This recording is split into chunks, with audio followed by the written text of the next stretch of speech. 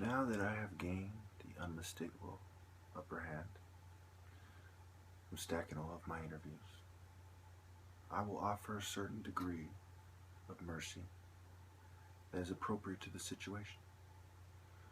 Once you recognize that I am a mentally sound, dauntless hero, a man of valor and honor, and that I may say what I wish, unhindered by the people in charge and their minions, then I will stop being so cruel to you and your groups. I will simply say what I must in the most chivalrous, polite manner possible. But if you insist on doing what you are doing, sadly, I will continue to do what I am doing. And the trajectory of both of our actions, or all of our actions put together, is quite simple. All of your groups will be completely annihilated, politically, socially, spiritually. And you will all be the laughing stock. No one will ever take you serious again. And I'm not saying this is a threat. This is just simply what will happen. More and more people will notice what is going on. And they will see that of all the targeted individuals, I make the most cogent, the most direct, the most effective, and the most logical argument, with all due respect. I have the most believable argument with over 10,000 valid sources and over 4,000 videos. Now, I have a lot of respect for a lot of targeted individuals, even some of the people that I think may be perps, for their contributions. But let's face it,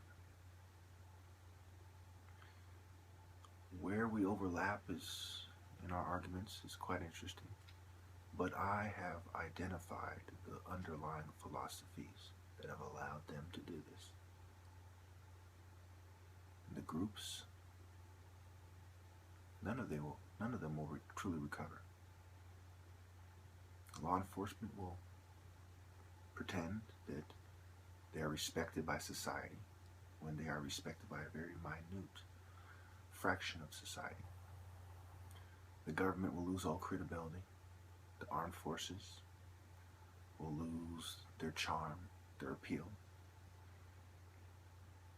They'll pretty much have to implement a draft, and it will include a bunch of disgruntled people who the government and the chain of command will have great difficulty trusting.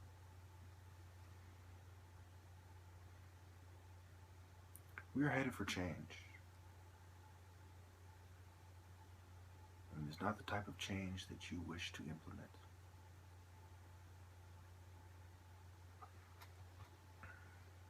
Justice, fair treatment, impartial treatment is really all I ask here from the opposition view.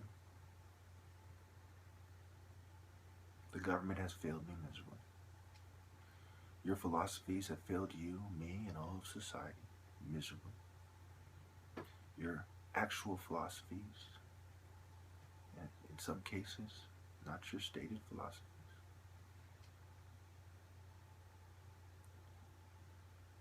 You see, I have a lot of love for a lot of different cultures, but let's face it, they will take a lot of collateral damage if we keep this up. The best way for you to help your people, if you care about them, that is to simply do the right thing and to lead them on the right path that will create superior beings with high moral content, with exceptional moral value. So, I'm being more than fair, as I always am. If you continue to try to play me out and try to covert drug me when you don't have a single valid reason to do so, other than from stopping a righteous man from doing what is right in a world that is wrong, under an administration that is wrong, under the old money and big corporations that historically are wrong. The sons of eugenicists, such as Rockefeller, those who turned a blind eye and advocated population control and death, such as Kissinger. Historical villains, such as Zabriskie, Soros, Bush, and others.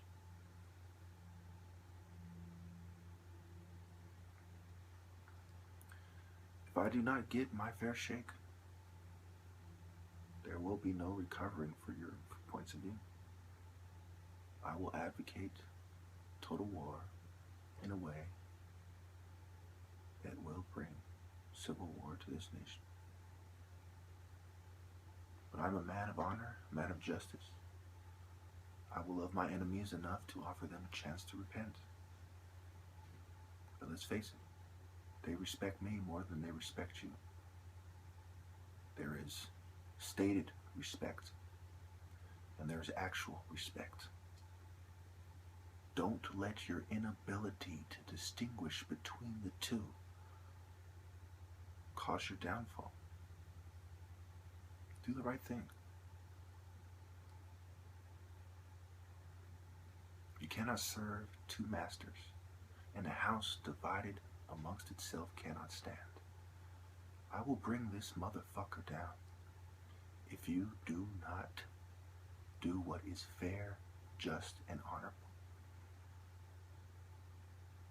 I urge you, less perceptive forms of life, with all due respect. Actions speak louder than words, so it is fair for me to say that. I urge you to do the right thing. Offer those you have led astray a chance, a way out.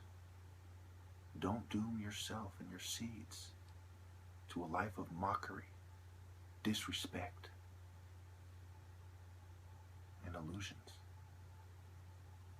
Do not feed into your delusions.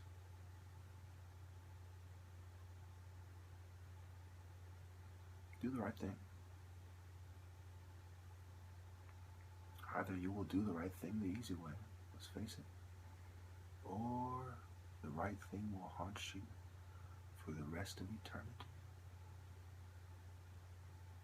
as you are slowly but surely brought to disgrace. The Clintons, they know a lot of this corruption has been going on. They did nothing. They apologized for, Bill Clinton apologized for MK Ultra, I believe it was.